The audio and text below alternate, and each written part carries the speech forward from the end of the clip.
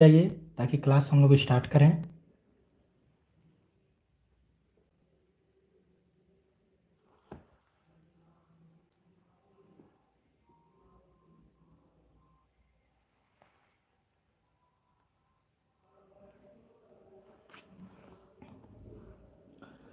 Comment करेंगे क्या आपके पास आवाज़ क्लियर है?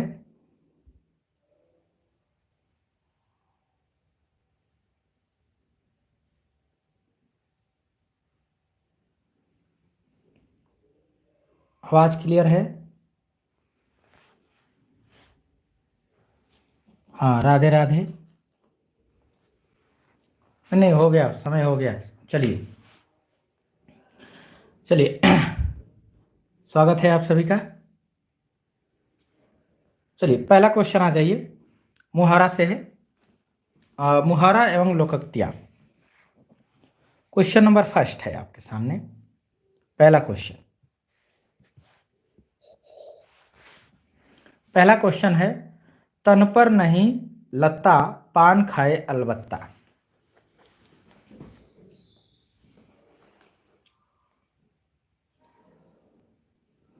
क्या आंसर लगाएंगे? झूठा दिखावा करना, शौकीन व्यक्ति, अभावग्रस्त, कथनी करनी में अंतर। तन पर नहीं लत्ता पान खाए अलबत्ता। तो यहाँ आंसर आ रहा है ए। बहुत बढ़िया। हाँ, झूठा दिखावा करना। ठीक है, झूठा दिखावा करना, बिल्कुल, बहुत अच्छा। क्वेश्चन नंबर 2,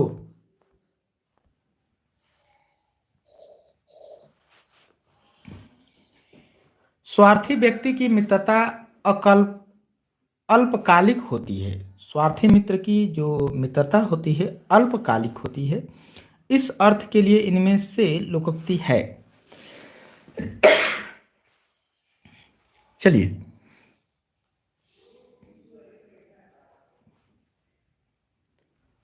अल्पकालिक होती है तो कौन सा अल्पकालिक होगा? एक ही लाठी से सबको हाँकना, तो ये तो समानता हो गया। एक ही लाठी से सबको हाँक रहे हैं तो समानता हो गया ना।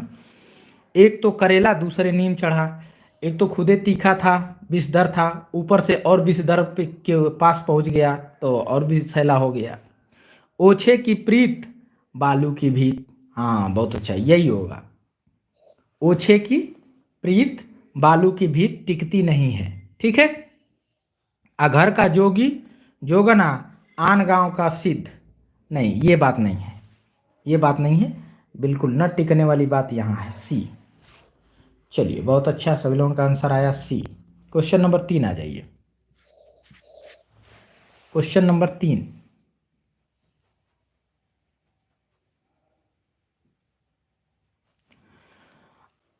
अधोलिखित में सुक्ति परक वाक्य या सुक्ति नहीं है।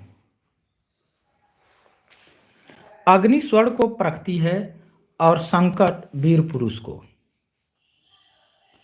फिर कह रहा अज्ञान से बढ़कर कोई अंधकार नहीं है। इसके बाद कह रहा है अंधे की लकड़ी। फिर कह रहा है सांच बराबर तप नहीं, झूठ बराबर पाप, जाके हृदय सांच है, ताके हृदय आप। तो कह रहा है सुक्ति कौन है, सुक्ति परक या सुक्ति कौन है? तो यहाँ आंसर आ रहा है डी। डी भी आया है एंड सी भी आया है। तो जिन्होंने सी कहा है बिल्कुल सही जवाब है, डी नहीं है। अंधे की लकड़ी, ये ना मुहावरा है अपना। ये तो एक वाक्य हो गए, सब पंक्तियां हो गए, पद हो गए। ठीक है, बात समझ में? मुहावरा ये सुक्ति जो है छोटी सी होती है, एकदम छोटी सी। अंधे की लकड़ी, ठीक है। तो अंधे की लकड़ी होना या ये अंधे की लकड़ी एकमात्र सहारा हो जाएगा। क्वेश्चन नंबर 4, चलिए 4 नंबर पे आइए।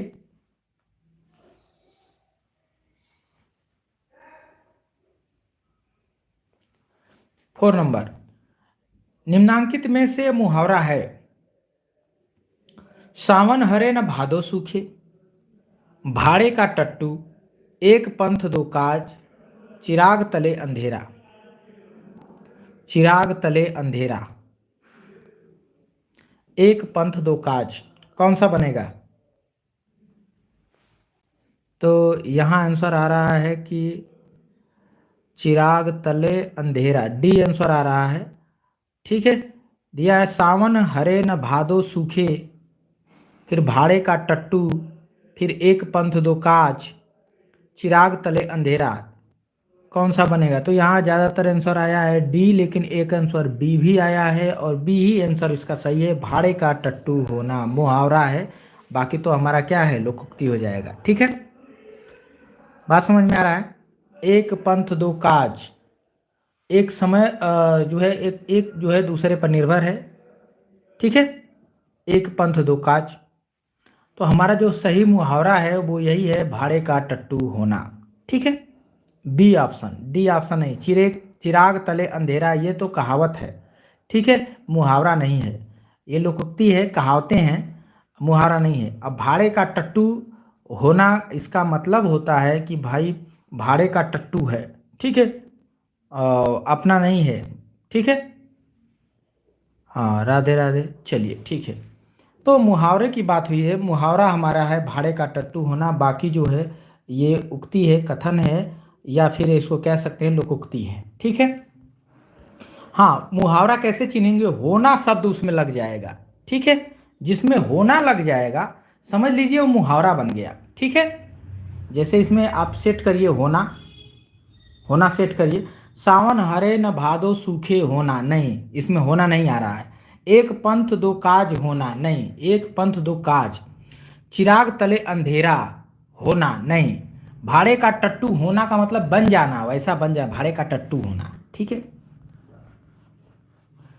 यहां आइए, क्वेश्चन नंबर 4 हो गया, 5 पर आ जाइए। 5 पर आ जाइए।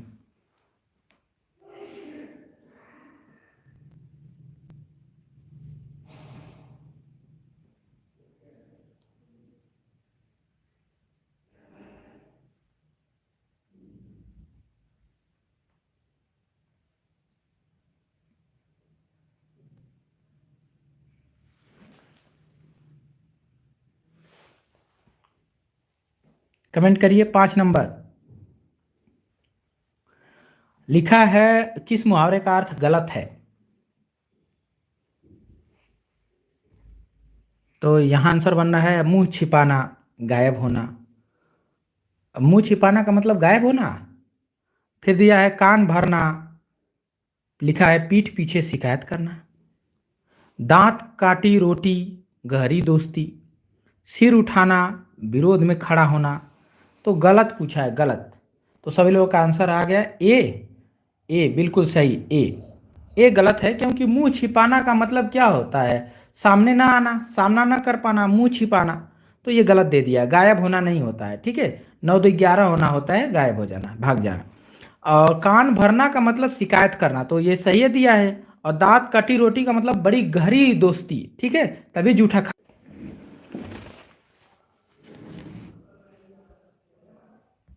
चलिए आंसर ये, थोड़ा सा लाइट की समस्या आ गई है, पर कोई बात नहीं, सही हो जाएगा। तो यहां हमारा ए ऑप्शन सही होगा। ठीक है, होगा ए। चलिए आगे बढ़ते हैं, क्वेश्चन नंबर 6। क्वेश्चन नंबर 6, थोड़ा सा धैर्य रखेंगे, अभी सही हो जाएगा नेटवर्क।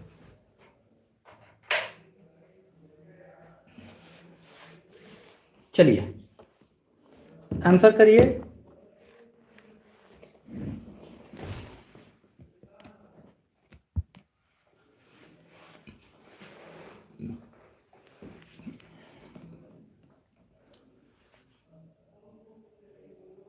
तब तक आप लोगों का मैं 1 मिनट, अभी थोड़ा सेटिंग में समय लग रहा है, पर आप लोग कमेंट करिए, आंसर मेरे पास आ जाएगा। हाँ ठीक है, आंसर आ रहा है। चलिए दिखाई देने लगा। तो यहाँ आंसर 6 का सी आया है, फूक फूक कर पैर रखना। फूक फूक कर रखना मतलब डर कर कदम रखना नहीं, पैर रखना। देखिए मुहावरे में क्या होता है कि मुहावरे में जो पैर आया है ना, पैर वाला जो चीज़ है उस डायरेक्ट इसका जो अर्थ आएगा वो नहीं आएगा। ठीक है, एकदम एकदम डायरेक्ट नहीं आएगा। पैर का मतलब कदम नहीं, ये सीधा अर्थ नहीं देगा। ये भी धीरे धीरे चलना, यानी पैरे की बात हो रही है, ये भी नहीं देगा। ठीक है, फिर दिया है सोच विचार कर काम करना, सावधानी पूर्वक चलना, तो फिर ये चलने की बात आ गया, ये भी नहीं होगा। हमारा आंसर कौन बनेगा फिर? सी। ठीक है, पैर का डायरेक्ट सीधा अर्थ नहीं आएगा, सीधा अगर आप अर्थ लेंगे तो फिर गलत हो जाएगा। तो हमारा आंसर कौन बनेगा? सी, क्योंकि मुहावरा है ना, सीधा अर्थ नहीं आएगा। डायरेक्ट सोचेंगे कि सीधा अर्थ दे दें हम तो गलत बनेगा। ठीक है, चलिए सी ऑप्शन सही हो गया। आ जाइए क्वेश्चन नंबर 7। क्वेश्चन नंबर 7 आइए। लोकोक्ति के संबंध में इनमें से कौन सा कथन असत्य है? लोकोक्ति के संबंध में इनमें से कौन सा कथन जो है,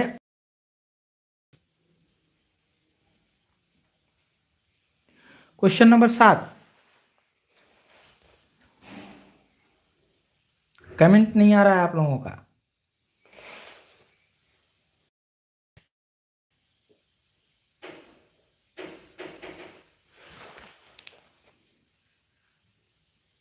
चलिए 7, लोकोक्ति के संबंध में इनमें से कौन सा कथन असत्य है?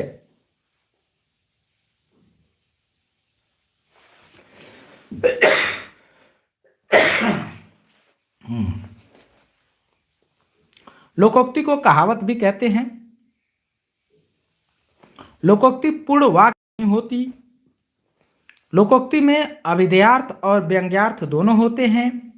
लोकोक्ति स्वाभाविक कथन पर आधारित होती है। कह रहा है लोकोक्ति के संबंध में इनमें से कौन सा कथन असत्य है, असत्य बताना है। हाँ, तो यहां आंसर आया, लोकोक्ति को कहावत भी कहते हैं। हाँ, कहावत कहते हैं लोकोक्ति को। ठीक है, लोकोक्ति को हम कहावत कहते हैं, बिल्कुल सही है। लोकोक्ति पूर्ण वाक्य नहीं होती। कह रहा है कि लोकोक्ति पूर्ण वाक्य नहीं होती, होती है, वाक्य होती है ये। ठीक है, तो ये गलत हो जाएगा।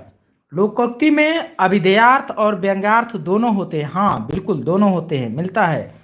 लोकोक्ति स्वाभाविक कथन पर आधारित होती है। हाँ, स्वाभाविक कथन पर ही आधारित होती है। तो हमारा बी ऑप्शन बिल्कुल गलत है। लोकोक्ति पूर्ण वाक्य नहीं होती है, पूर्ण वाक्य ये होती है। ठीक है, कौन सा विकल्प बनेगा हमारा? बी लगाएंगे। ठीक है, बी। चलिए आगे बढ़िए। हाथ कंगन को आरसी किया, इस लोकोक्ति में लोकोक्ति का अर्थ है। चलिए कमेंट करिए।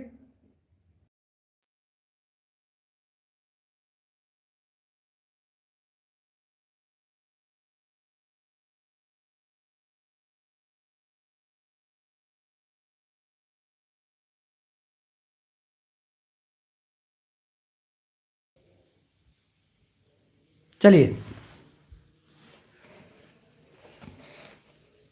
तो यहां आंसर आ रहा है सी, हाथ कंगन को आरसी किया। आंसर बन रहा है सी। कह रहा अहंकार की बातें करना नहीं, शक्तिमान की विजय नहीं, प्रत्यक्ष के लिए प्रमाण किया। बिल्कुल, हाथ कंगन को आरसी किया माने सबूत की जरूरत नहीं। जब प्रत्यक्ष ही है तो उसके लिए प्रमाण की जरूरत नहीं होती। ठीक है, प्रत्यक्ष के लिए प्रमाण किया। बिल्कुल, जो चीज प्रत्यक्ष है, जो सामने है, उसके लिए प्रमाण और क्या हो सकता है? उससे बड़ा प्रमाण क्या हो सकता है? तो ये हो गया क्वेश्चन नंबर 8 का। ठीक है, 9 नंबर पे आ जाइए। क्वेश्चन नंबर 9,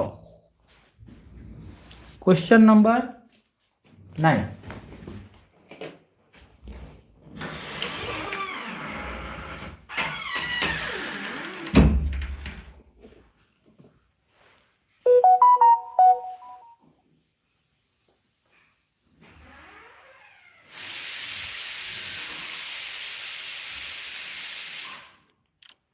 क्वेश्चन नंबर 9, 4 विकल्पों में से उस विकल्प का चयन कीजिए जो दी गई लोकोक्ति का सही अर्थ हो। आग लगनते झोपड़ा, जो निकले सो लाभ, नुकसान होते होते जो कुछ बच जाए वही बहुत है, बहुत बढ़ कर बातें करना, उद्योगी को ही धन मिलता है, लेन देन का होना। तो देखिए ये लोकोक्ति दिया हुआ है, तो लोकोक्ति का क्या है? मुहावरा नहीं है, ये लोकोक्ति है। ठीक है, क्या आंसर लगाएंगे? चलिए कमेंट करिए। आंसर नहीं आ रहा है आप लोगों का।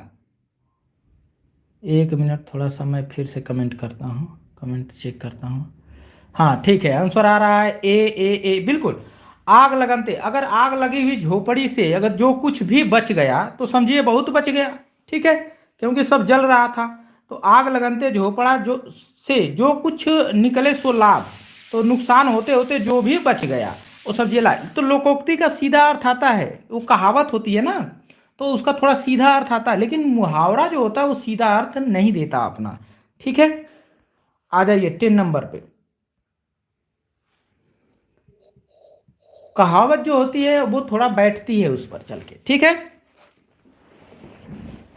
व्यंग के रूप में अल्खास आती है क्योंकि व्यंग्यार्थ होता है। ठीक है, अभी आपने देखा कि उसमें क्या होता है,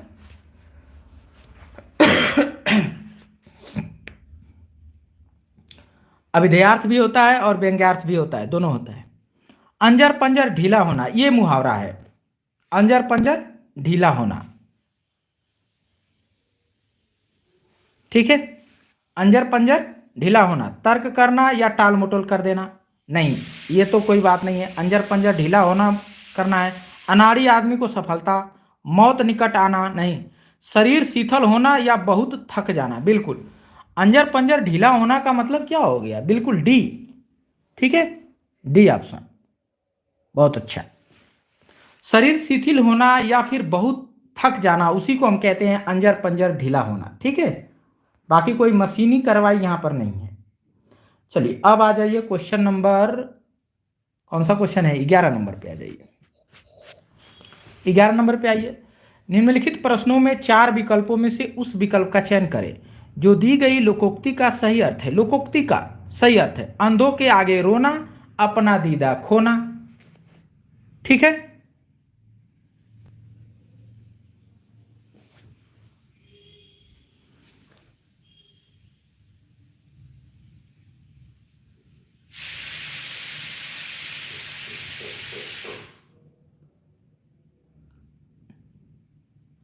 कौन सा बनेगा, अंधों के आगे रोना, अपना दीदा खोना, अपने घर या गली मोहल्ले में बहादुरी दिखाना, आमदनी से अधिक खर्च, अपनी इज्जत अपने हाथ होती है, मूर्खों को सदुपदेश देना या अच्छी बात बताना व्यर्थ है।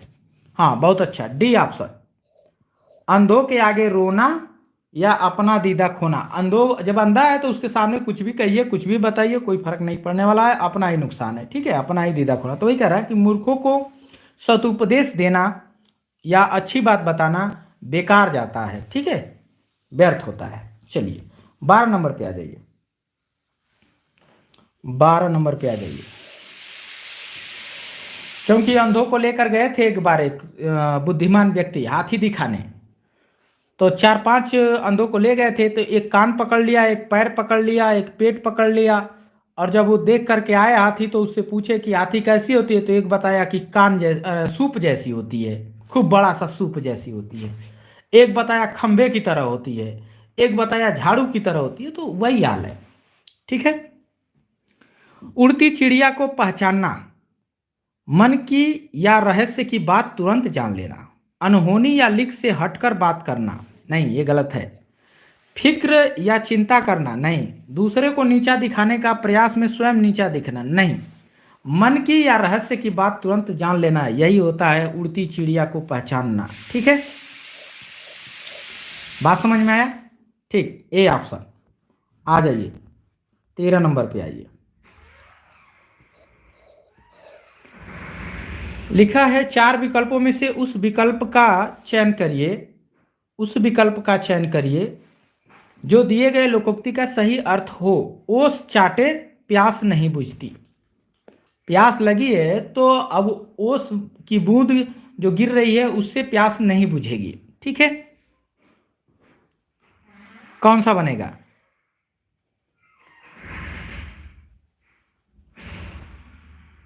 बहुत अच्छा, ए बिल्कुल। अब काम बड़ा है तो प्रयत्न भी बड़ा पड़ेगा, विशेष करना पड़ेगा। ठीक है, छोटे मोटे से काम नहीं चल पाएगा। तो वही कह रहे हैं कि जब बड़ा काम लेना है यानी सफलता बड़ी है, तो छोटी मोटी थोड़ी बड़ी पढ़ाई से सफलता नहीं मिलने वाली है, उसके लिए पढ़ाई करना पड़ेगा बड़ी। ठीक है, क्योंकि सफलता क्या है, बड़ी है। तो 13 के बाद आ जाइए 14 नंबर पे, 14 नंबर पे। निम्नलिखित प्रश्नों में 4 विकल्पों में से उस विकल्प का चयन करें जो दी गई लोकोक्ति का सही अर्थ हो। अब की अब, जबकि जब के साथ। अब की अब, अजब की जब के साथ कौन बनेगा?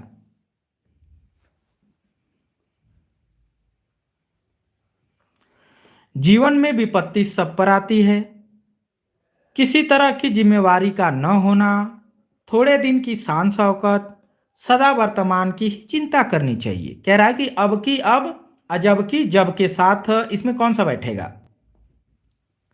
तो सदा वर्तमान की चिंता, ये तो गलत हो गया ना, सदा एक जैसी तो कह नहीं रहा है, कह रहा है कि अब की अब देखेंगे, जब की जब देखेंगे। ठीक है, तो थोड़े दिन की शान शौकत ये भी नहीं होगा।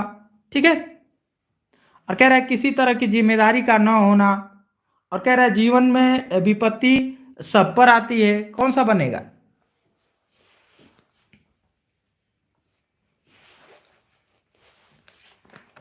यहां आंसर आया है D D D D D. सभी लोगों का आंसर डी आ रहा है।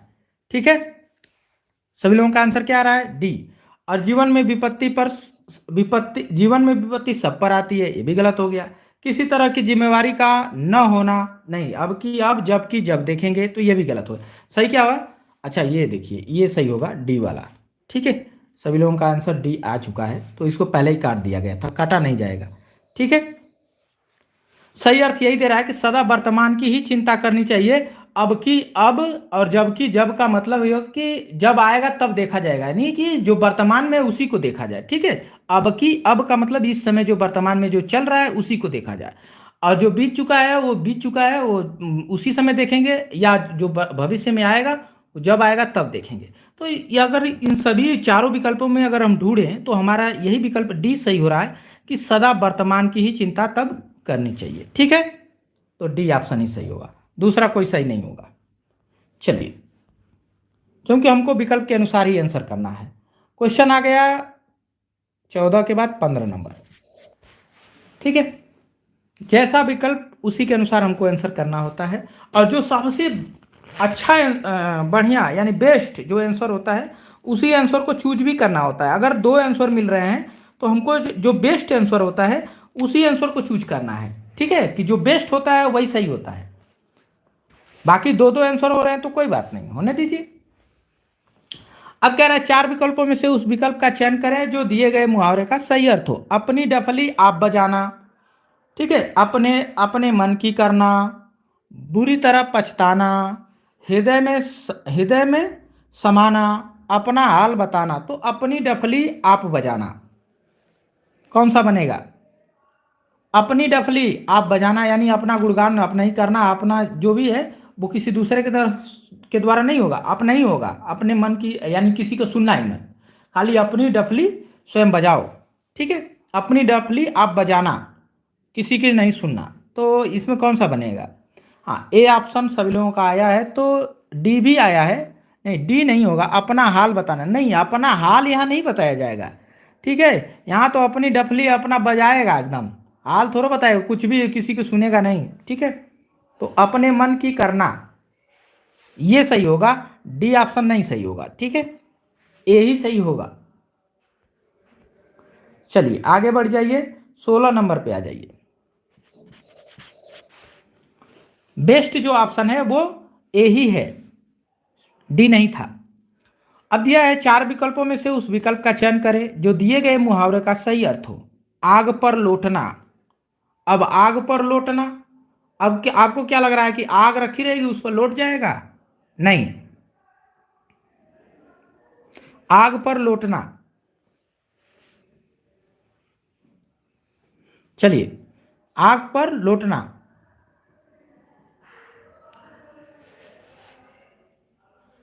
तो यहां आंसर आ रहा है D B B B D. D में क्या है? खतरा मोल न लेना। आग पर लौटना, आग पर लौटना खतरे न है कि क्या है? खतरा नहीं है, खतरा का ही काम है, यहाँ न लेना कह रहा है, तो ये तो ऐसे ही गलत हो गया।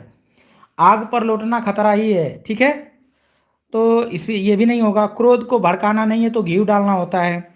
दूसरों में झगड़ा करके अलग हो जाना नहीं, ये भी नहीं है, तो एक ही विकल्प बन रहा है बी, ईर्ष्या से जलना। आग पर लौटना मतलब ईर्ष्या से जलना। चलिए 17 नंबर पे आ जाइए। निम्नलिखित प्रश्न में 4 विकल्पों में से उस विकल्प का चयन करें जो दी गई लोकोक्ति का सही अर्थ हो।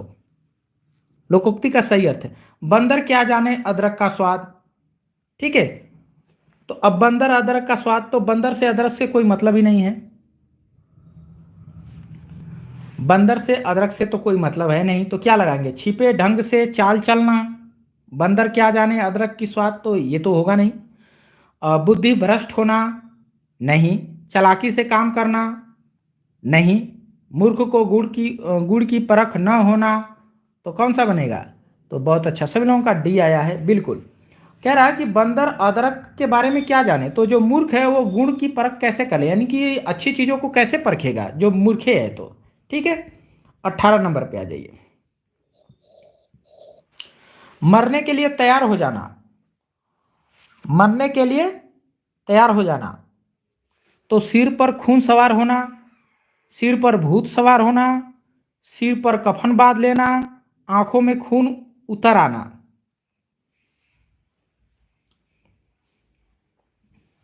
कौन सा बनेगा? 18 का सिर पर खून सवार होना बनेगा, सिर पर भूत सवार होना बनेगा,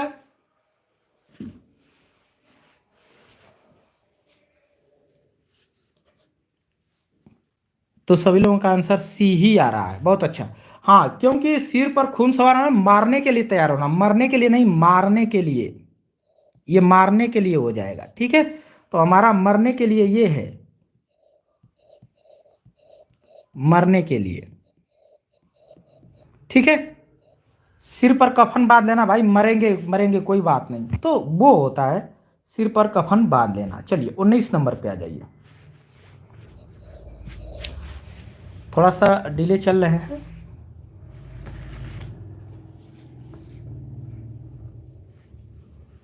चलिए,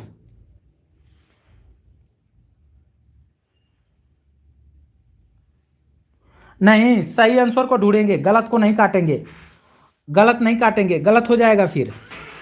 ठीक है, पहले सही आंसर को ढूंढेंगे। ठीक है, जब नहीं मिलेगा तब तर्क लगाएंगे। बात समझ में आ रहा है? हाँ, एक चीज ये है कि उसमें सही आंसर ढूंढेंगे तो उसमें कभी कभी होता है कि दो विकल्प ऐसे लगेंगे कि सही है। ठीक है, तब आपको काटना है उन दोनों में से, पहले सही अर्थ ढूंढना है। ठीक है, काटना बाद में है। आंखें बिछाना मुहावरे का सही अर्थ है आंखें बिछाना, तो आंखें बिछाना, प्रायश्चित करना, प्रायश्चित करना, आंखें बिछा दिया तो आंखें बिछाएगा तो प्रायश्चित नहीं होगा। आंखें थक जाना नहीं होगा। उपेक्षा करना, उपेक्षा करना, ठीक है, हृदय से आदर करना। उपेक्षा करना का मतलब होता है कि इग्नोर करना, ठीक है, मतलब ध्यान नहीं देना, उपेक्षा करना। तो उपेक्षा कर दिया, तो हम क्या करेंगे? आंखें बिछाए हैं भाई, तो उपेक्षा कहाँ कर रहे हैं, हम तो इंतजार में है ना। हृदय से आदर करना करेंगे तब। ठीक है, हृदय से क्या करेंगे? आदर करना कर देंगे। ठीक है, चलिए क्वेश्चन नंबर अगला है आपका, कौन सा बनेगा? 20। हाँ, 20 नंबर, 20 नंबर पे आ जाइए। 20 पे आइए, कौन सा बनेगा इसका? घड़ो पानी पड़ना, घड़ो पानी पड़ना मुहावरे का अर्थ है। देखिए, ये पुरानी कुछ कहावतें हैं, मुहावरे हैं, लोकोक्तियाँ हैं। ठीक है, तो उस समय के अनुसार उन्होंने बना दिया, तो कुछ तो आज ज़माने में फिट बैठती हैं और हम सुने भी हैं कहावतों को। अब कुछ है जो हम सुने उन्हें नहीं रहते हैं, अभी थोड़ा सा अनजान रहते हैं, तो उनका अर्थ हमको समझना विकल्प के अनुसार होता है। ठीक है, और जिसको सुने कई बार तो वो तो ऐसे ही समझ में आ जाता है। घड़े से पानी गिरना, अब घड़ो पानी पड़ना, तो घड़े से पानी गिरना, ये तो सीधा अर्थ नहीं होगा। पानी का कीमत समझना, नहीं भाई। अत्यंत संकुचित होना, नहीं भाई। घड़ा संकुचित होता है, हम क्या करेंगे? यहां आंसर देंगे क्या? डी। ठीक है, चलिए, अत्यंत लज्जित होना, डी ऑप्शन करेंगे। आ जाइए 21 नंबर पे आइए। 21 नंबर, कान पर जू न रेंगना मुहावरा का सही अर्थ क्या है? कान के पास धीरे से कहना, कान के निकट नहीं सुनाई देना, कान के जू बालों तक जाते हैं, बिल्कुल ध्यान न देना। क्या बनेगा?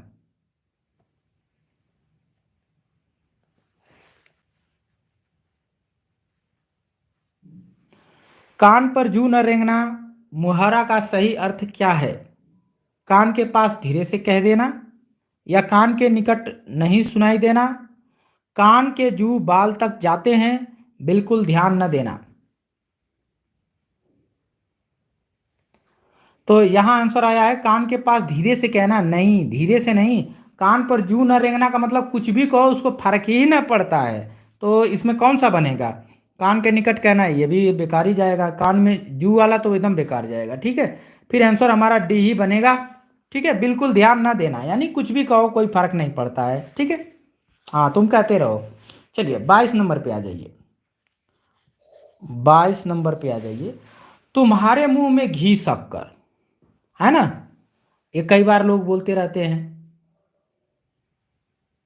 कई बार बोलते रहते हैं। तुम्हारे मुंह में घी शक्कर का सही अर्थ होगा, ईश्वर करे तुम्हारा समाचार सत्य हो, तुम्हारी बातें मीठी लगती है, तुम्हें मिठाई की कभी कमी न हो। ठीक है, अब घी शक्कर सुन लिया तो अब मीठा मीठा कर रहा है। सदैव मीठी बात ही बोला करो। ठीक है, तो ए ऑप्शन होगा। बाकी ये सब मिठाई उठाई से कोई मतलब नहीं है। ए विकल्प बहुत अच्छा, 22 का ए। चलिए आ जाइए 23 नंबर पे। 23 नंबर पे आइए। आयोग के पास अच्छी वस्तु, सॉरी, अयोग्य के पास अच्छी वस्तु, अयोग्य जो उसके योग्य ना हो उसी को कहते हैं अयोग्य। तो अयोग्य के पास जो है अच्छी वस्तु, तो कौन सा लोकोक्ति के लिए सटीक अर्थ देता है? छठी का दूध याद आना, नहीं भाई, छठी का दूध इसमें क्यों आएगा? जिसकी लाठी उसकी भैंस, चौबे गए छब्बे होने, दूबे बनकर आए, नहीं। छछुंदर के सिर में चमेली का तेल, हाँ। अब चमेली का तेल मिल जाए किसको? छछुंदर को। छछुंदर को चमेली का तेल से क्या योग्यता है उसकी? वो लगा के क्या करेगी? ठीक है, तो छछुंदर को जो है चमेली का तेल, ये कहावत है, ये लोकोक्ति है कि अयोग्य के पास जो है अच्छी वस्तु मिल जाना यानी उसको प्राप्त हो जाना। ठीक है, चलिए 24 नंबर पे आ जाइए। परित्यक्ता शब्द इनमें से किस लोकोक्ति के लिए सटीक अर्थ देता है? परित्यक्ता, जिस स्त्री के पुत्र पति हों उसके लिए परित्यक्ता आएगा, या वह स्त्री जिसका पति मर गया हो वह आएगा, या वह स्त्री जो पति द्वारा छोड़ दी गई हो, या वह स्त्री जो पर पुरुष से प्रेम करती हो। परित्यक्ता किसे कहेंगे? परित्यक्ता, तो परित्यक्ता हम कहेंगे 24 का। चलिए 24 का आंसर करिए, सी वाला विकल्प। हाँ बिल्कुल, परित्यक्ता स्त्री का मतलब यही होता है, परित्यक्ता स्त्री के लिए ही आता है। उस स्त्री को हम कहते हैं जिसका पति उसे क्या कर दिया है? छोड़ दिया है। जिसका पति उसे छोड़ दिया उसी को हम परित्यक्ता कहेंगे। ठीक है, मुट्ठी गर्म करना, मुट्ठी गर्म करना मुहावरे का सही अर्थ है आग से तपाना। ठंडा है, ठंडा का दिन थोड़ा ना है कि आग से तपाएंगे। मुट्ठी गर्म करना है, बहुत अधिक पीटना नहीं, घूस देना, हाँ घूस देगा। ठीक है, क्या करेगा? घूस देगा। बहुत सस्ता होना, नहीं ये भी नहीं होगा। मुट्ठी गर्म करना का मतलब क्या है? उसके हाथ में पैसा दे देंगे तो यानी घूस दे देंगे तो उसकी मुट्ठी गर्म हो जाएगी। ठीक है, कौन सा क्वेश्चन है? तो 25 नंबर है। आ जाइए 26 नंबर पे। 26 नंबर, अतड़ियों में बल पड़ना मुहावरे का अर्थ है अतड़ियों में क्या पड़ जाना? बल। ठीक है, तो आंतों की बीमारी हो जाना, हंसते हंसते पेट में पीड़ा हो जाना, पेट में आंतों का न होना, मन में किसी प्रकार की शंका होना। चलिए अतड़ियों में बल पड़ना क्या लगाएंगे?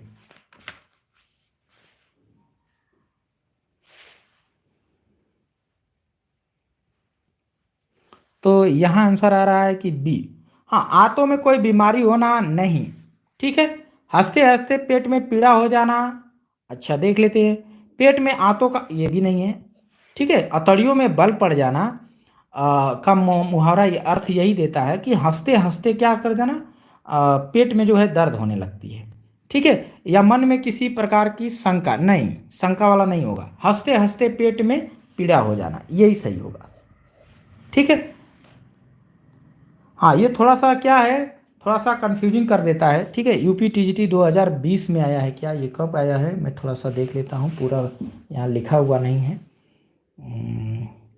2021 में आया है, ठीक है, 2021 में आया था।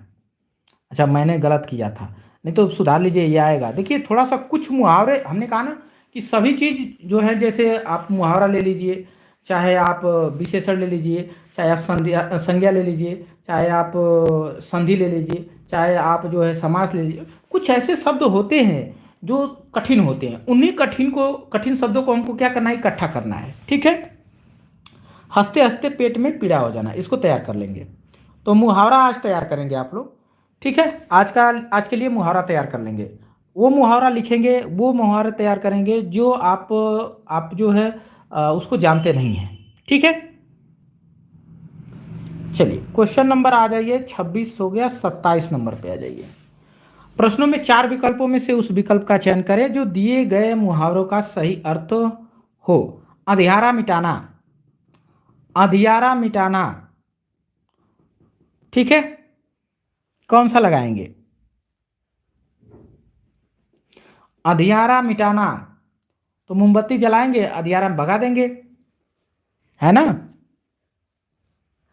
अंधियारा मिटाना विश्वास दिलाना नहीं होगा, भेद का पता लगाना भी नहीं होगा, हंसी उड़ाना भी नहीं होगा।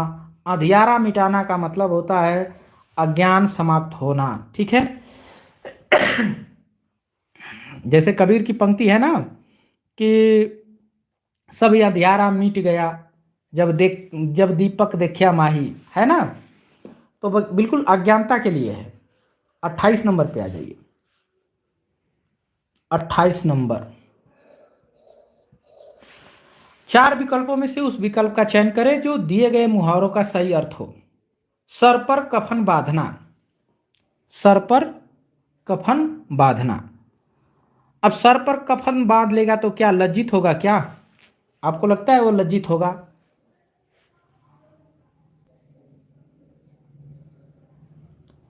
नहीं, लज्जित नहीं होगा। सेखी करना, सेखी करना, सेखी करना का मतलब होता है बढ़ चढ़ के बताना, झूठ साच, ठीक है। तो बल्कि सेखी नहीं बगारेगा। संकट से बचना, सर पर कफर बांधेगा तो संकट से बचेगा कि लड़ेगा? बलिदान के लिए तैयार हो जाना, बहुत अच्छा। सभी लोगों का आंसर डी आया है और डी बिल्कुल सही जवाब। आ जाइए 29 नंबर पे आइए। चलिए, 2 से 4 बनाने का गणित। मुहावरे का सही अर्थ है 2 से 4 बनाने का गणित, मन में प्रकट होना, धन को जल्दी जल्दी बढ़ाने की कला, ऊपरी बातें करना, किसी धुन पर अड़े रहना। 2 से 4 बनाने का गणित। अब बताएं इसके लिए क्या करेगा? 2 से 4 बनाना है। अब 2 से अगर 3 बनाता तो आराम आराम से इंक्रेज हो रहा है, लेकिन 2 से सीधे 4 बना रहा है ना, तेजी से वृद्धि कर रहा है, ठीक है ना। तो धन को जल्दी जल्दी बढ़ाने की कला हो गई ये। अब बाकी कोई तो इसमें सेट होगा नहीं। मन में प्रकट होना बिल्कुल नहीं, ऊपरी बातें करना नहीं, किसी धुन पर अड़े रहना बिल्कुल नहीं। किसी धुन पर अड़े रहना तो जिद्दी होना हो जाता, ठीक है। तो बी ही ऑप्शन बनेगा और कोई नहीं बन पाएगा। चलिए अंतिम प्रश्न है व्याकरण का। जाके पाँव न फटी बिवाई, सो क्या जाने पीर पराई। बिना दुख भोगे दुख का बोध नहीं होता है, झूठ ज्यादा दिन तक नहीं ठहरता है, निर्लज को किसी की परवाह नहीं होती है, घोर संकट में जरा सी सहायता ही काफी होती है। तो कौन सा बनेगा? तो यहाँ आंसर आ रहा है कि ए बनेगा। यहाँ आंसर सभी लोगों का ए आ रहा है। तो बिल्कुल, जाके जाके पाँव न फटी बिवाई, जिसका पैर में बिवाई नहीं फटेगी तो उसको दर्द का एहसास कैसे होगा? वो जो है दूसरे की पीर को कैसे समझेगा? तो जिसका पहले पैर यानी जिसको दर्द हुआ रहेगा वही दूसरे को दर्द को समझ सकता है, तो फिर ए विकल्प हमारा क्या होगा, सही हो जाएगा। ठीक है, चलिए अब साहित्य के क्वेश्चनों पे आ जाइए।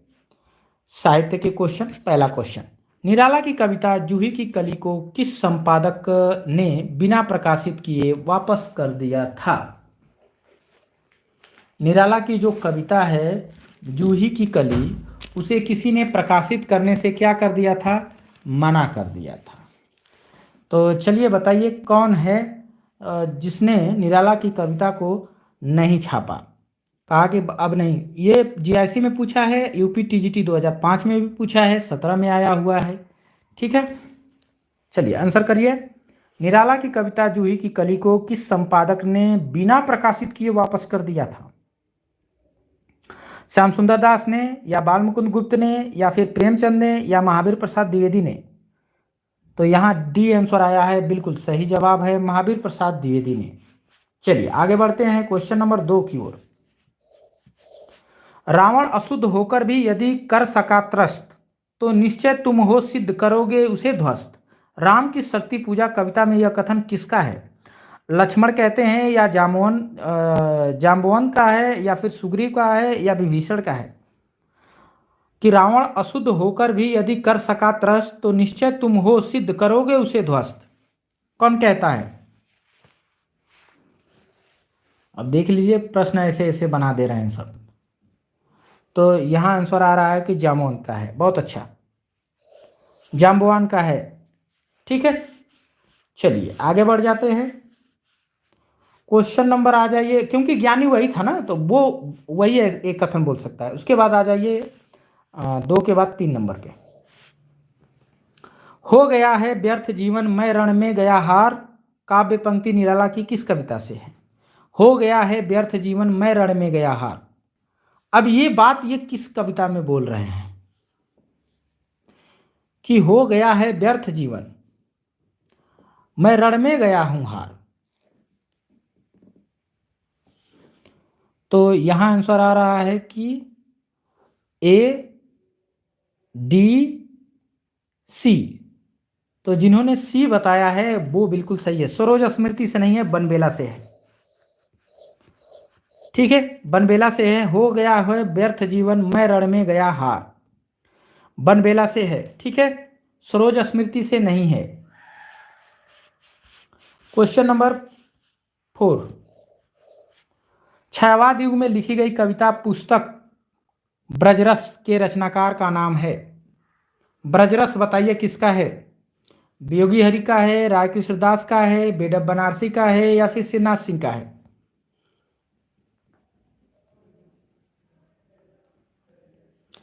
ब्रजरज किसका है? तो यहां आंसर आ रहा है राय कृष्णदास का, बहुत बढ़िया, राय कृष्णदास। क्वेश्चन नंबर 5, लोकायतन पंथ की प्रबंध कृति है जो किन 2 खंडों में विभाजित है? ये देखिए प्रश्न आ चुका है, लोकायतन पंथ की प्रबंध कृति है और इसका जो है बंटवारा किया गया है, 2 खंडों में बांटा गया है। तो कौन सा दोनों खंड है? दोनों खंड इनका कौन सा है?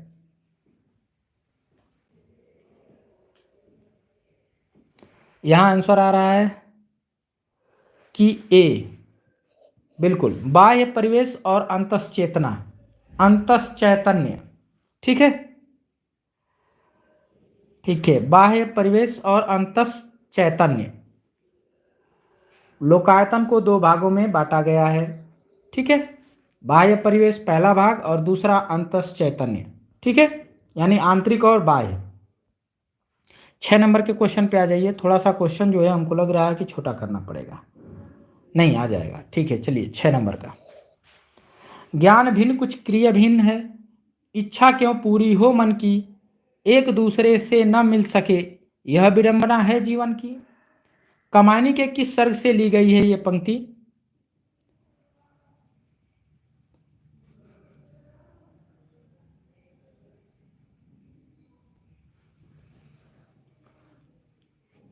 छह नंबर का क्वेश्चन आइए।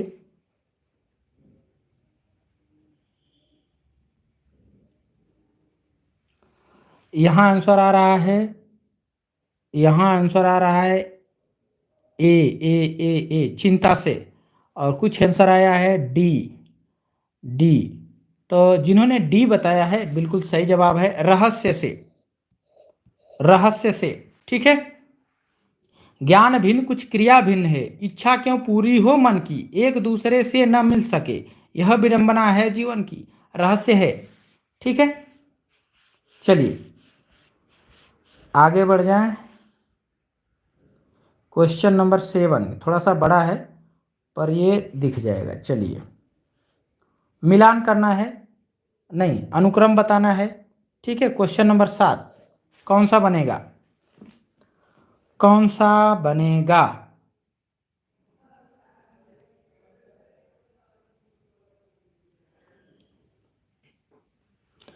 कौन सा बनेगा?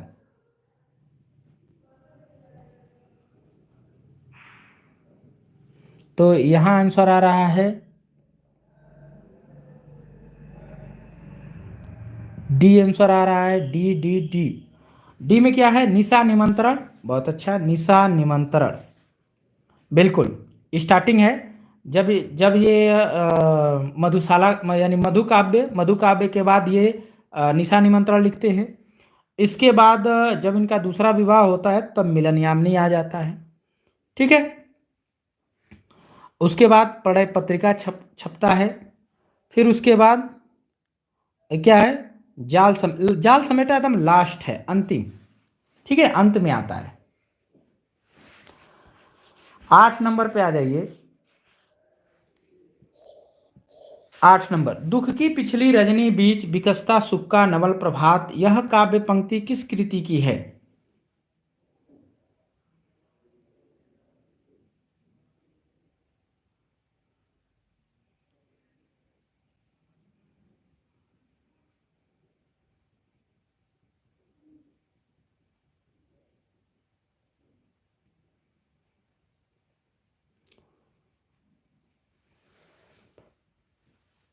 एट सी एट सी एट सी एट सी एट सी। दुख की पिछली रजनी बीच विकसता सुख का नवल प्रभात, तो कमायनी। बहुत अच्छा, सभी लोगों का आंसर आ गया कमायनी। हाँ, कमायनी आंसर होगा। चलिए आगे बढ़ जाइए। क्वेश्चन नंबर 9, मधुशाला का प्रकाशन वर्ष बताइए। मधुशाला बिल्कुल पूछेगा, मधुशाला, मधुबाला, मधुकलश। ठीक है, तीनों बिल्कुल क्रम से मैंने बता दिया। मधुशाला, मधुबाला, मधुकलश, है ना? नहीं, क्रम से नहीं है।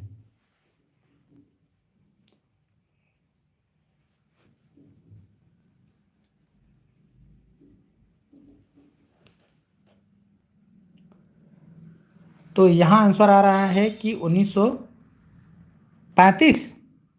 सभी लोगों का आंसर आ गया है 35 35 35। ठीक है, बहुत अच्छा, 35 35 ही है, कोई डाउट नहीं इसमें। शत्रु मेरा बन गया है छल रहित व्यवहार मेरा, उक्त पंक्ति किस कृति से ली गई है? शत्रु मेरा बन गया है छल रहित व्यवहार मेरा।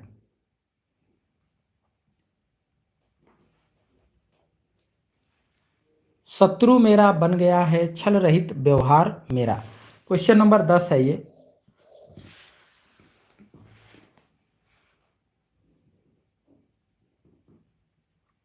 शत्रु मेरा बन गया है छल रहित व्यवहार मेरा, मधुशाला में या मधुबाला में या पलाश वन में या फिर मधुकलश में, किस में है?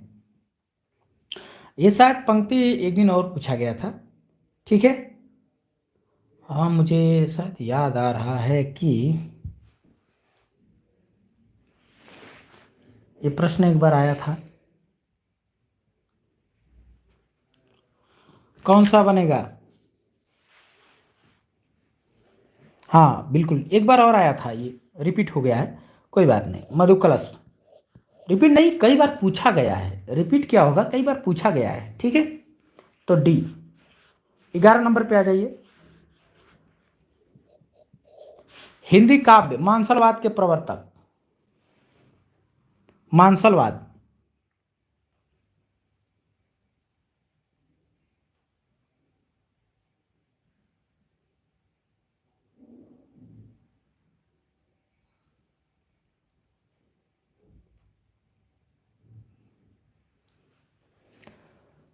यहाँ हो गया 11 नंबर का ए।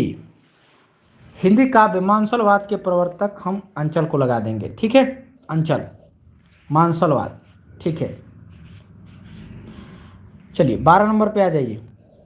बालकृष्ण शर्मा नवीन का सर्वप्रथम प्रकाशित काव्य संग्रह है, कौन सा बनेगा? बालकृष्ण शर्मा नवीन का सर्वप्रथम प्रकाशित काव्य क्वासी को कहेंगे, या रश्मि रेखा को, या उर्मिला को, या फिर कुमकुम को? कौन सा लगाएंगे? प्रथम काव्य पूछा हुआ है, तो यहाँ आंसर आ रहा है, यहाँ आंसर आ रहा है डी। डी बहुत अच्छा, कुमकुम। कुमकुम, ठीक है। चलिए 13 नंबर पे आ जाइए। छायावाद और उत्तर छायावाद के बीच कुछ वैसा ही संबंध दिखता है जैसा मध्यकाल में भक्ति काव्य और रीति काव्य के बीच था। छायावाद और उत्तर छायावाद के बीच कुछ वैसा ही संबंध दिखता है जैसा मध्यकाल में भक्ति काव्य और रीति काव्य के बीच था।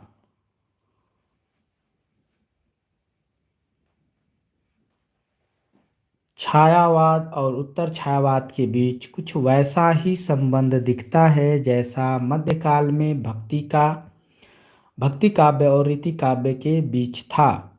ये पंक्ति, ये कथन किसका है? तो आंसर आ रहा है कि बच्चन सिंह। बच्चन सिंह नहीं, बच्चन सिंह का आंसर नहीं आ रहा है, सी आ रहा है, सी रामस्वरूप चतुर्वेदी। तो बिल्कुल सही है, रामस्वरूप चतुर्वेदी। बच्चन सिंह नहीं है, किसका आंसर था भाई? बच्चन सिंह। डी आंसर एक आया है। अच्छा, डॉक्टर नागेंद्र का। अच्छा 12 का है क्या वो आंसर? ठीक है, 12 का ही होगा। चलिए 14 नंबर पे आ जाइए। थोड़ा सा ये कूट वाला है, इसको मैं कर देता हूँ थोड़ा सा छोटा, ठीक है। चलिए अब सही दिखेगा। क्वेश्चन नंबर हो गया 14।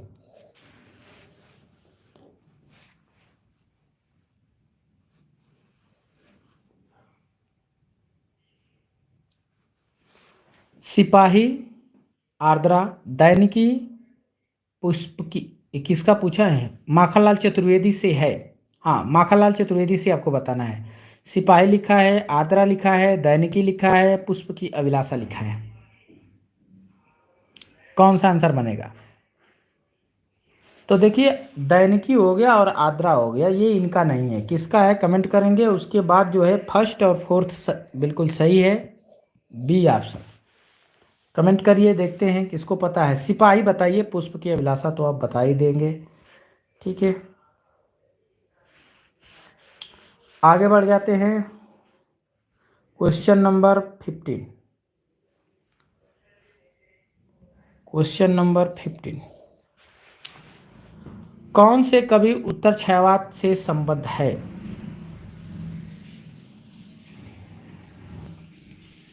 चलिए, कौन सा कवि है जो उत्तर छायावाद से संबंधित है? राम नरेश त्रिपाठी को लगाएंगे, या रामेश्वर शुक्लांचल को लगाएंगे, या बालकृष्ण शर्मा नवीन को लगाएंगे, या फिर भारत भूषण अग्रवाल को लगाएंगे? इसमें देखिए, इसको विकल्प से हल करते हैं, ठीक है ना। इनको जो मल्टीपल ज़्यादा दे देता है, यानी मल्टीपल का भी मल्टीपल दे देता है, तो फिर इसको विकल्प से किया जाता है।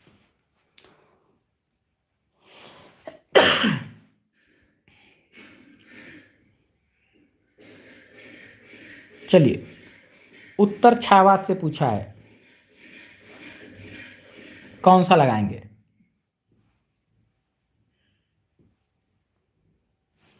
तो यहाँ आंसर आ गया है सी, बी और सी। सी में आएगा क्या? बी और सी। तो बालकृष्ण शर्मा नवीन और रामेश्वर शुक्ल अंचल, बिल्कुल ये दोनों लोग उत्तर छायावाद के हैं, ठीक है।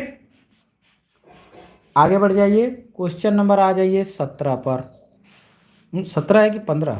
16, 16 होगा, ठीक है, 16 होगा। छायावाद तत्वतः प्रकृति के बीच जीवन का उद्गीत है। तो देखिए, आ गया उद्गीत, गीत वाला आ गया। किसका हमने बताया था? याद करिए, गीत वाला बताया गया था।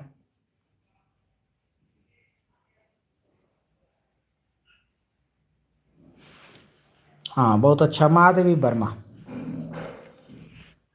17 नंबर पे आइए।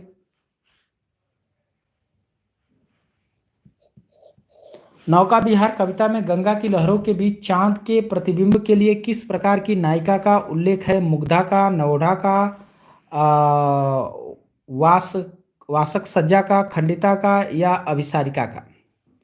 कौन सा लगाएंगे?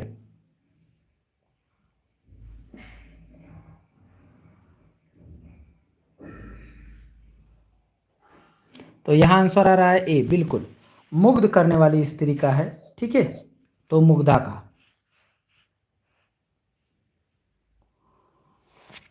यूपी असिस्टेंट में है। अच्छा ठीक है। कल एक कविता आप लोगों को हम भेजेंगे। कविता होगी कौन सी है? अकाल दर्शन। ठीक है, अकाल दर्शन। हमने एक कविता आपको दिया था, छोटी सी कविता थी, रोटी और संसद।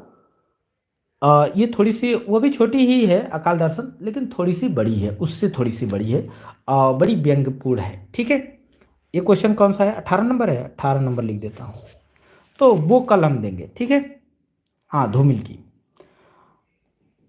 कमायनी में मनु ने श्रद्धा को क्या कहकर संबोधित किया है? कमायनी में मनु ने श्रद्धा को क्या कह करके संबोधित किया है? तरंगों से फेंकी मणि कहा है, या करुणामय सुंदर मौन कहा है, या हृदय की अनुकृति कहा है, या बसंत के दूत कहा है, या प्रथम कवि का सुंदर छंद कहा है?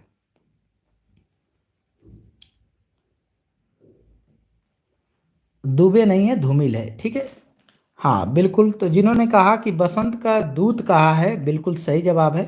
तरंगों से फेंकी मणि तो श्रद्धा कहती है मनु को। ठीक है, 18 नंबर का हो गया। 19 नंबर पे आ जाइए। 19 नंबर। कमायनी में प्रारंभ से लेकर के वासना तक सर्गों का सही क्रम है।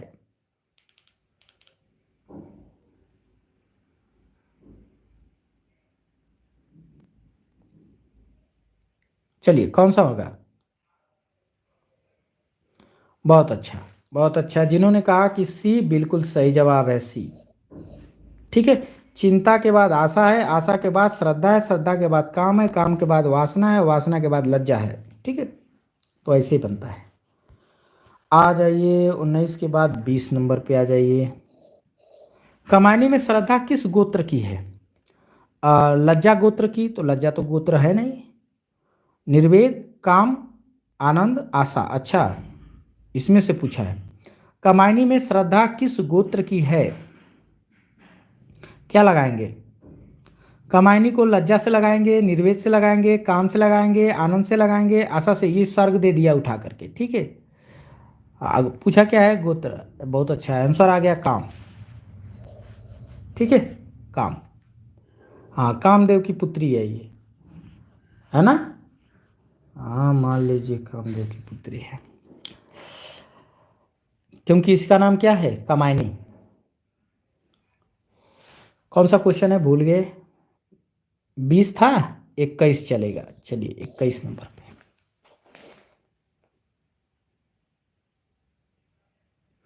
श्रद्धा कामदेव की पुत्री, इसीलिए उसको कमायनी भी कहा गया। हाँ, यहाँ देखेंगे निम्न में से कौन सी क्षयवादी शैली की प्रमुख विशेषता नहीं है? क्षयवादी शैली की, हाँ बहुत अच्छा। यहाँ ये इतिवृत्तात्मकता है जो द्विवेदी युग की है। द्विवेदी युग की विशेषता है ये। 22 नंबर पे आ जाइए। किस विकल्प में रचना और उसका प्रकाशन वर्ष सही नहीं है? कल की क्लास हम लोगों की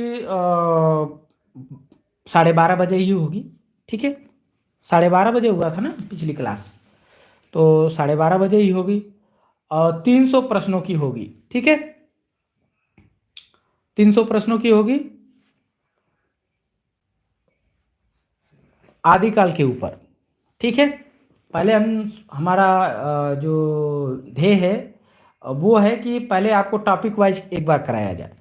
ठीक है, और जब टॉपिक वाइज कंप्लीट होगा तब मिश्रित कराएंगे। ठीक है,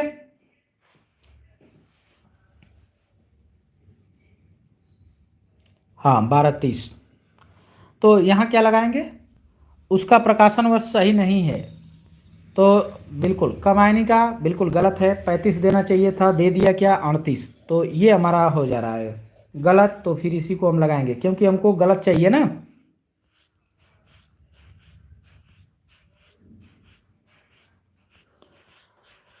अब देखिए यहाँ कौन सा क्वेश्चन तो दिखेगा नहीं, थोड़ा सा मैं इसको कर लेता हूँ छोटा, ठीक है, ये हो गया।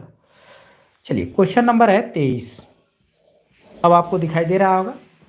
क्षयवादी क्या पूछा है, क्षयवाद के संदर्भ में निम्नलिखित में से कौन सा कथन असत्य है। क्षयवादी कवियों ने प्रधान रूप से प्रलय की अनुभूतियों को व्यक्त किया है। क्षयवादी भावबोध स्वानुभूति और सौंदर्य प्रधान कल्पना द्वारा निर्मित हुआ है। क्षयवादी कवि निराला की अनुभूति शैव दर्शन में पढ़ित होती चली जाती है। या क्षयवादी कविता द्विवेदी युगीन नीरस उपदेशात्मक और स्थूल आदर्शवादी काव्यधारा के विरुद्ध विद्रोह के रूप में प्रभावित होती है। तो कौन सा आंसर लगाएंगे।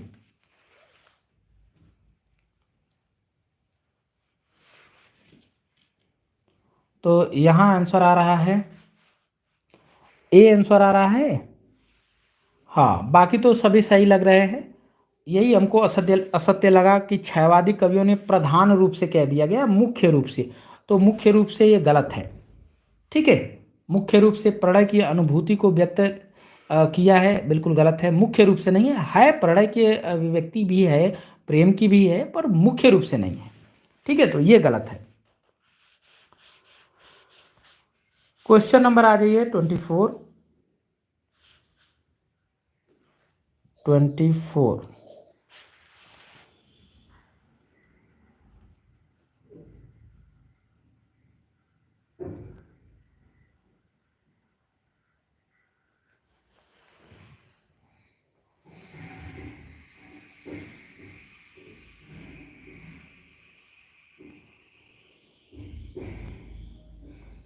क्षयवाद को अपना समर्थ आलोचक नंद दुलारे वाजपेयी के रूप में मिला।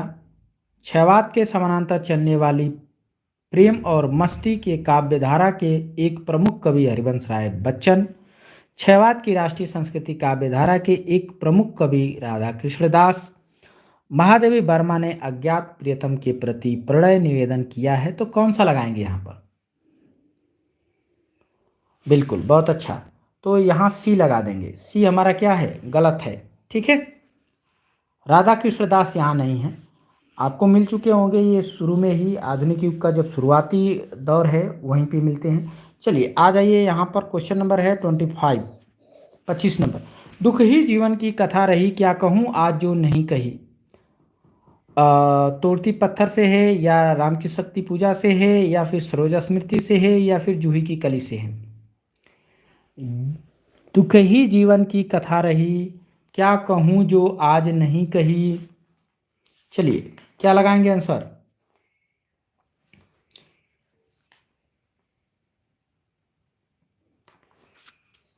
दुख ही जीवन की कथा रही, क्या कहूँ जो आज नहीं कही।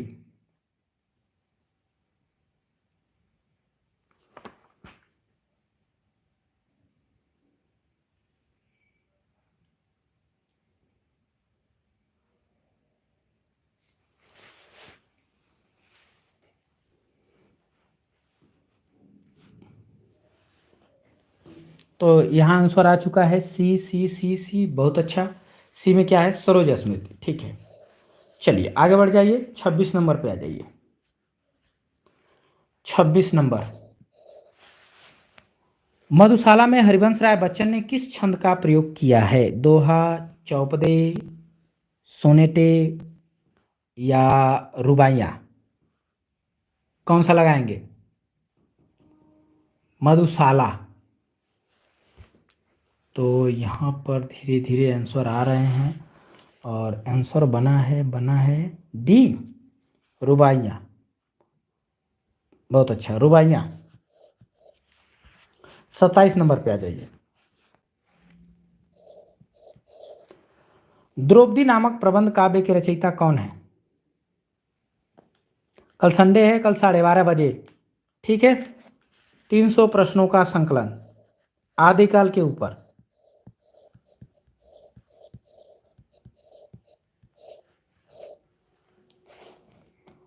लंबी मैराथन, ठीक है। क्वेश्चनों की संख्या धीरे धीरे बढ़ेगी। अभी मैं 200, 200 के बाद सीधे 300 पर, ठीक है। द्रौपदी नामक प्रबंध काव्य के रचयिता किसको लगाएंगे? नरेंद्र शर्मा को, शंभुनाथ सिंह को, या प्रभाकर माचवे, या धर्मवीर भारती को? तो यहाँ आंसर आ गया नरेंद्र शर्मा को। बहुत अच्छा, चलिए आगे बढ़ जाइए। क्वेश्चन नंबर है 28। पंत निम्नलिखित में से किस रचना पर महर्षि अरविंद का प्रभाव देखने को मिलता है? यानी पंत जी की किस रचना पर महर्षि अरविंद का प्रभाव देखने को मिलता है? मन के स्वप्न, ताज, या नारी, या फिर स्वर्ण किरण? कौन सा लगाएंगे? स्वर्ण धूलि, स्वर्ण किरण है ना रचना। हाँ, गुड इवनिंग, गुड इवनिंग, स्वागत है आपका। चलिए आंसर करिए। आंसर में आ गया सी, स्वर्ण किरण। बहुत अच्छा, 29 नंबर पे आइए।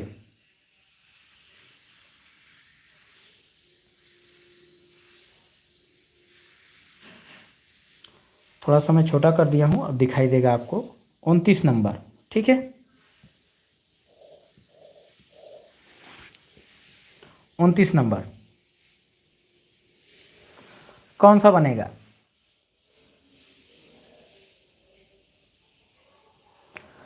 प्रेम पथिक है, गीतिका है, शांत गीत है, गुंजन है, इनको मिलाना है। तो एक तो लकीर इसमें बनी हुई दिखाई दे रही है, इसी से मिला दीजिए जो बनी हुई है, ठीक है। इसके बाद गीतिका को मिला दीजिए, शांत गीत को मिला दीजिए, गुंजन को मिला दीजिए। कौन सा विकल्प बन गया? ए। देख लेता हूं मैं भी। हाँ, एक ए ही बनेगा फिर, ठीक है। चलिए लास्ट प्रश्न आपको आज के सेशन का जो है अंतिम प्रश्न है। 60 क्वेश्चन हम लोग कवर कर चुके हैं। कल हम लोग 12:30 बजे मिलेंगे, ठीक है, आदिकाल के प्रश्नों को लेकर के 12:30 बजे नेट। और भोजन वोजन करके आप लोग तैयार रहेंगे, ठीक है, पूरी एनर्जी के साथ। प्रसाद जी ने अपनी किस रचना में आनंद की प्रतिष्ठा दार्शनिकता के ऊपरी आभास के साथ कल्पना की भूमिका बनाकर दी है? प्रसाद जी ने अपनी किस रचना में आनंद की प्रतिष्ठा दार्शनिकता के ऊपरी आभास के साथ कल्पना की भूमिका बनाकर प्रस्तुत की है? तो बहुत अच्छा, सभी लोगों का आंसर आया कामायनी में, ठीक है। बहुत अच्छा, बहुत अच्छा। सभी लोगों को लाइव रहने के लिए, लास्ट तक बने रहने के लिए बहुत बहुत धन्यवाद। शुभ रात्रि।